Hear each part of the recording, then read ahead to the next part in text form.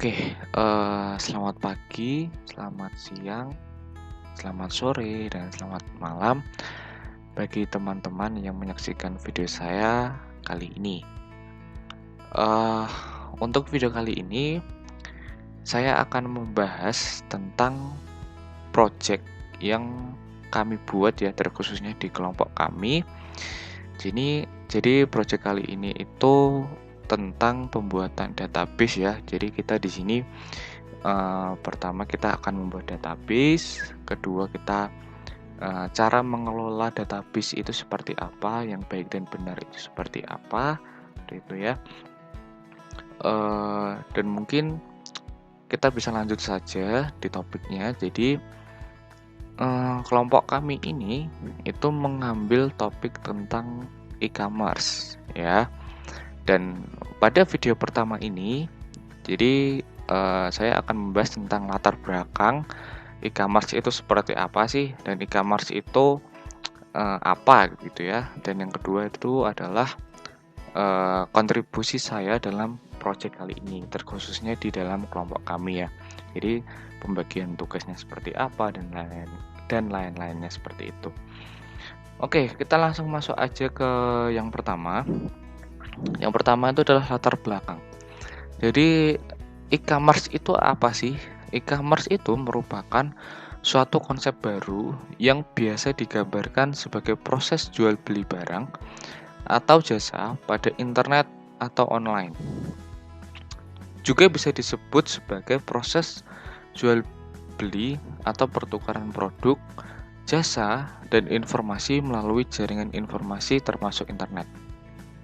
E-commerce merupakan kegiatan bisnis yang dijalankan secara elektronik melalui suatu jaringan internet atau kegiatan jual beli barang atau jasa melalui jalur komunikasi digital. Ya, jadi sederhananya e-commerce itu adalah membuat, mengelola, dan meluaskan hubungan komersial secara online. Ya, jadi menurutku e-commerce ini adalah konsep yang sangat-sangat brilian ya, karena e-commerce ini bisa dibilang itu bisa mengubah dunia yang tadi sistemnya offline menjadi online. Gitu ya. Kita di sini lanjut aja.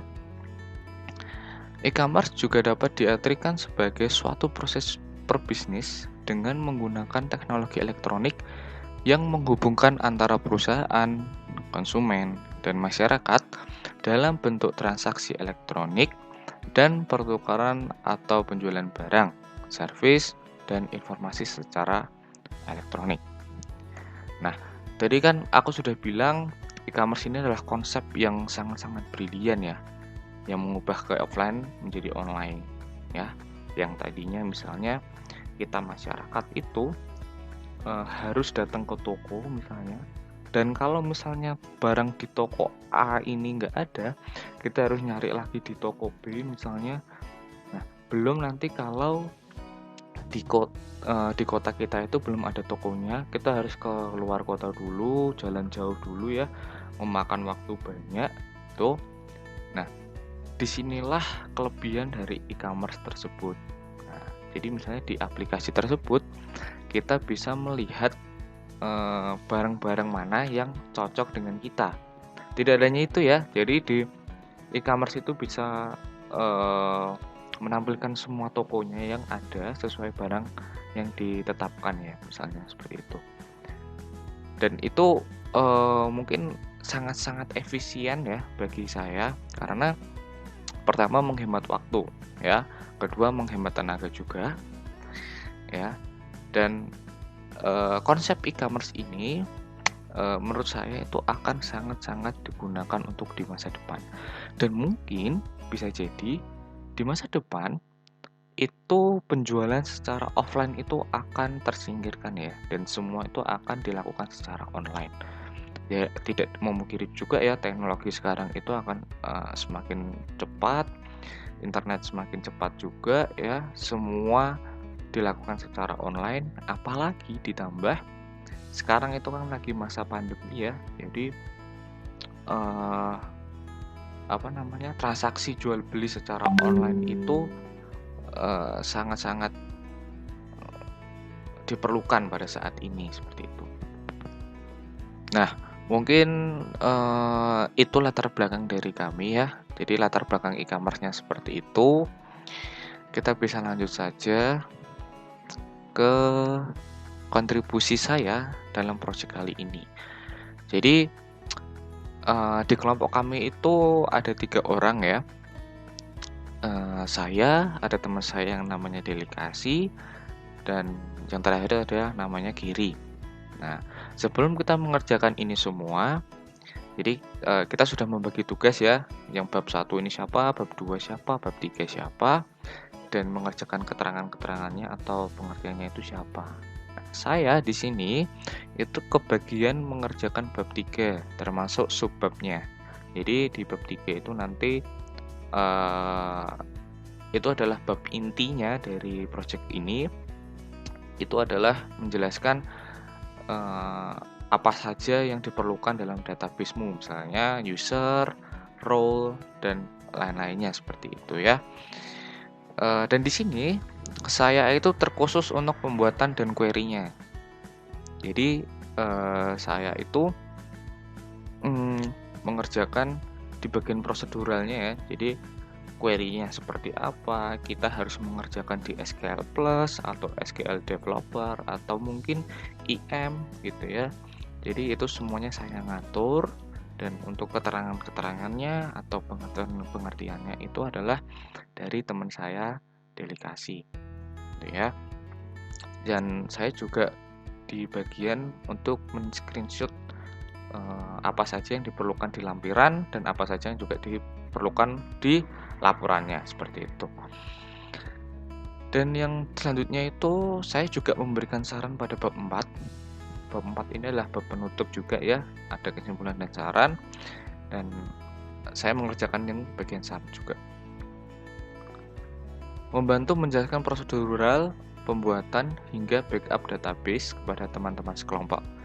Jadi gini, di kelompok kami itu ada teman yang mungkin kurang paham tentang Oracle Administrator ini ya. Jadi cara pembuatan, cara mengelolanya, cara menggunakannya, cara membuatnya gitu ya. Ada teman kami yang mungkin kurang paham. Jadi di sini saya berperan banyak untuk menjelaskan kepada teman saya ya, terkhususnya yang belum paham tersebut, mulai dari pembuatannya, memulai dari pembuatan misalnya table space, membuat tabel, membuat user, menetapkan privilege, sampai ke backup and recovery. Saya membantu menjelaskan teman saya tersebut. Nah, mungkin ini kontribusi saya dalam mengerjakan proyek ini, terkhususnya di kelompok kami gitu ya. Langsung kita masuk ke bab 3 karena saya akan mengerjakan di bab 3 ya. Jadi saya akan menjelaskan secara singkat apa sih isi dari bab 3 tersebut dan apa saja yang saya kerjakan di bab 3 tersebut. Di bab 3 pada bagian pertama itu ada yang namanya ERD ya, model basis data. Nah, di model basis data itu ada yang namanya engineering dan logical ya. Nah, kalian bisa lihat di sini itu saya mempunyai 1 2 3 4 5 6 7 8 9, ada 9 entity atau 9 tabel ya di situ ya. Dan entity semuanya ini itu kita perlukan untuk berjalannya proses bisnis di e-commerce kami begitu.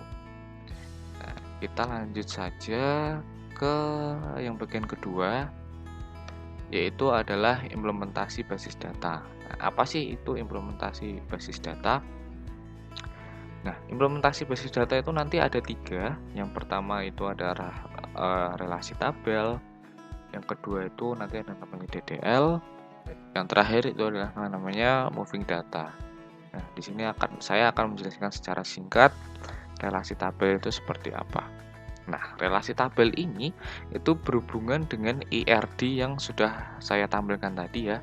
Jadi kan tadi ada beberapa entity atau tabel lah. Nah, Nama-namanya itu misal ada entity produk kategori, ada entity barang, entity toko misalnya, entity customer, entity kurir, dan lain-lain ya. Nah, di sini saya menjelaskan relasinya, misalnya nih, misal produk kategori ke barang. Nah, itu relasinya adalah one to many. Kok bisa? Karena satu kategori itu mempunyai banyak barang. Ya, begitu juga dengan toko ke barang. Ya, relasinya itu juga one to many. Kenapa? Karena satu toko mempunyai banyak barang juga. Itu. Misalnya yang lain nih, customer ke pemesanan, ya. Jadi relasinya juga one to many ya. Nah, karena satu customer itu bisa mempunyai banyak pemesanan. Jadi satu customer itu bisa membeli barang lebih dari satu. Dan mungkin ini juga penjelasan-penjelasan yang lainnya ya, misalnya kurir ke tracking itu one to many, satu kurir bisa melakukan banyak jasa pengiriman. Gitu ya, kurir di sini itu seperti JNE, JNT, si cepat dan lain-lainnya seperti itu. Gitu ya.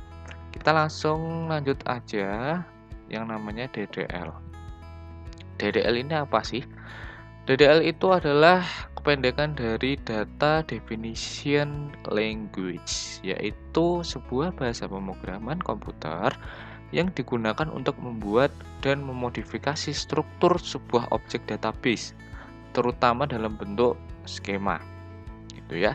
Bisa dilihat di tabel di bawah ya, di kolom komen.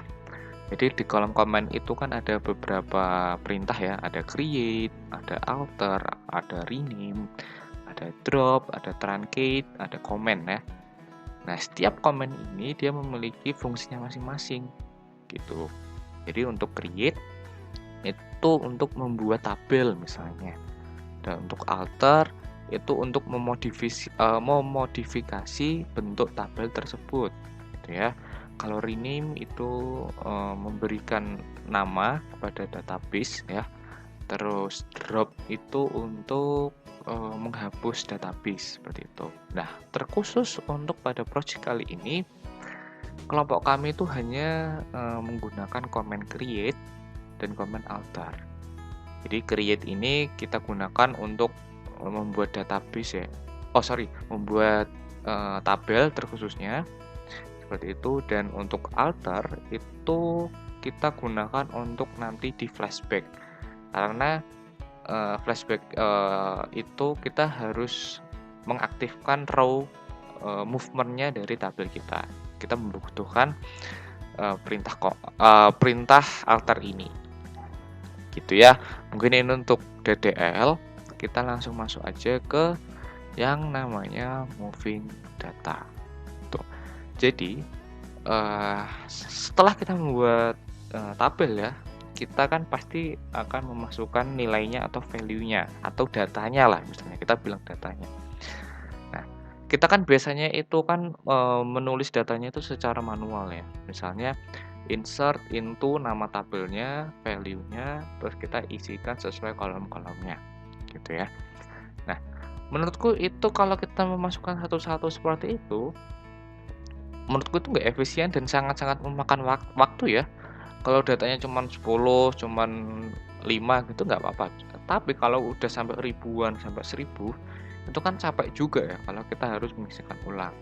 Nah, di Oracle ini mempunyai fitur yang namanya moving data. Nah, caranya gimana? Kita menggunakan file Excel. Nah, itu kan kita di database itu kan ada kolom-kolomnya tuh. Nah, di dalam file Excel itu kita samakan. Jadi misalnya di paling kiri itu ID pemesanan misalnya. Terus sebelahnya ID ada nama pemesanan. Terus sebelahnya nama pemesanan ada tanggal pengiriman misalnya seperti itu. Nah, itu diurutkan sesuai tabel yang udah kita buat di database-nya gitu ya. Jadi kita tinggal mengisikan satu-satu itu. Terus untuk moving datanya itu di kelompok kami itu menggunakan SQL Developer. Nah, di SQL Developer itu ada fitur yang namanya moving data ya. Jadi kita bisa mengimport Excel itu langsung masuk ke dalam database. Gitu ya. Untuk langkah-langkahnya sudah kami siapkan di lampiran kami. langkah-langkahnya udah kami eh, taruh di lampirannya dan keterangannya juga udah ada. Seperti itu. Mungkin ini yang untuk moving data, dan ini yang kedua ya, implementasi basis data seperti itu. Nah, yang terakhir di bab 3 itu ada yang namanya database. Database itu isinya ada yang namanya user, role, privilege, trigger, flashback, backup and recovery, gitu ya. Jadi di sini aku menjelaskan secara singkat apa sih itu user, role, privilege, seperti itu ya. Jadi yang pertama itu adalah user. User itu apa sih? Ini menurut saya pribadi ya. Menurut saya pribadi itu adalah orang yang akan berperan untuk menjalankan proses bisnis yang ada di dalam e-commerce. Nah, di user ini, di kelompok kami itu sudah menetapkan 4 user nih. Yang pertama adalah user administrator, yang kedua itu adalah user kurir, yang ketiga user penjual atau user toko ya, yang terakhir itu adalah user customer. Nah, user administrator ini itu adalah user yang ada di pihak perusahaan kami. Jadi user inilah yang mempunyai semua akses di database-nya ya. Ya pokoknya dia mempunyai kekuasaan tertinggi lah untuk mengatur database di perusahaan kami. Dan yang kurir, customer sama toko itu kami batasi ya tentunya. Tidak mungkin kami memberikan semua aksesnya, kami batasi seperti itu. Oke, selanjutnya kita masuk ke role. Jadi pengertian role atau intinya role itu adalah sebuah wadah atau sebuah penampung dari privilege tersebut. Nah, kami di sini sudah menetapkan 2 role. Yang pertama adalah role administrator, yang kedua itu adalah role kontributor. Nah, perbedaannya apa sih? Nah, role administrator itu intinya di dalam role tersebut kami memberikan privilege semuanya. Kita memberikan hak akses penuh di dalam role administrator ini. Jadi, role administrator ini hanya dimiliki oleh user administrator. Ya, karena di dalam role inilah dia mempunyai seluruh hak akses di database kami gitu. Dan yang kedua itu role kontributor. Nah, role kontributor ini dimiliki oleh user kurir, user customer, dan user toko ya tentunya. Di role kontributor ini kita membatasi privilege-nya, misalnya hanya bisa insert, hanya bisa update, delete ya misalnya, dan lain-lain. Gitu. Dan kebetulan ya secara tidak sengaja user, customer, kurir, dan toko ini itu privilege-nya sama gitu ya. Jadi ketika ini privilege-nya sama, kita bisa menjadikan sebuah satu role ya, dan kita bisa mengkaitkan role tersebut di user tertentu gitu. Jadi kita nggak usah mengisikan privilege-nya secara manual ya di user 1, user 2 gitu ya. Jadi kita bisa nyangkutkan role-nya itu di dalam user tersebut. Itu untuk role. Dan untuk privilege itu adalah hak akses dari sebuah user ya. Jadi user itu bisa kemampuannya bisa ngapain aja, bisa insert misalnya, bisa delete gitu ya. Dan di privilege ini kami itu harus diperhatikan ya, tidak boleh salah, karena misalnya nih, misal kalau user customer kita mengisikan privilege-nya itu mempunyai hak akses semuanya, ya kita sebagai customer ya bisa ngapain aja ya, bisa ngobrak-ngabrik database kami. Itulah mengapa privilege itu sangat penting dan sangat perlu diperhatikan. Itu yang privilege. Selanjutnya itu adalah trigger. Nah, trigger ini menurut saya pribadi ya, itu adalah sebuah bukan sebuah ya, itu kayak perintah. Jadi di trigger ini itu membuat tabel baru, misalnya history gitu ya, history pemesanan. Misalnya nanti di tabel pemesanan itu ada update, misalnya ada insert atau delete gitu ya. Nah, trigger ini itu fungsinya untuk memberikan history atau data yang sebelum diubahnya seperti itu. Misalnya sebelum diupdate, nah datanya itu akan masuk ke tabel trigger tersebut. Gitu ya. Untuk lebih jelasnya dan untuk pembuatannya, penggunaannya itu sudah kami siapkan di laporan dan lampiran. Nanti bisa dilihat di sana, seperti itu. Selanjutnya itu ada flashback. Flashback ini bisa dibilang adalah perintah untuk kayak secara generalnya itu kayak undo gitu loh, undo gitu ya. Nah, jadi kita bisa mengembalikan data gitu, bisa mengembalikan data ke semula. Itu misal kita salah update atau salah insert, kita bisa menggunakan fitur flashback ini untuk mengembalikan data tersebut. Gitu ya. Semua lampiran, semua pembuatan penggunaannya sudah ada di lampiran dan di laporannya juga. Selanjutnya itu ada backup and recovery. Jadi di backup and recovery itu kita kayak membuat cadangan atau membuat kopian dari database kita. Misalnya database e-commerce ini kita membuat backup-annya di sebuah file tertentu. Nah, sekiranya kalau besok tiba-tiba database kita itu ada hilang atau kehapus misalnya, kita bisa merecovery tersebut, gitu ya. Jadi untuk pembuatannya, untuk penggunaannya udah ada di lampiran, dan mungkin cukup segitu ya penjelasan dari saya mengenai bab 3. Jadi itu adalah latar belakang dan kontribusi saya dalam mengerjakan proyek ini. Tadi saya sudah menjelaskan juga di bab 3 apa saja yang saya kerjakan di bab 3 ya.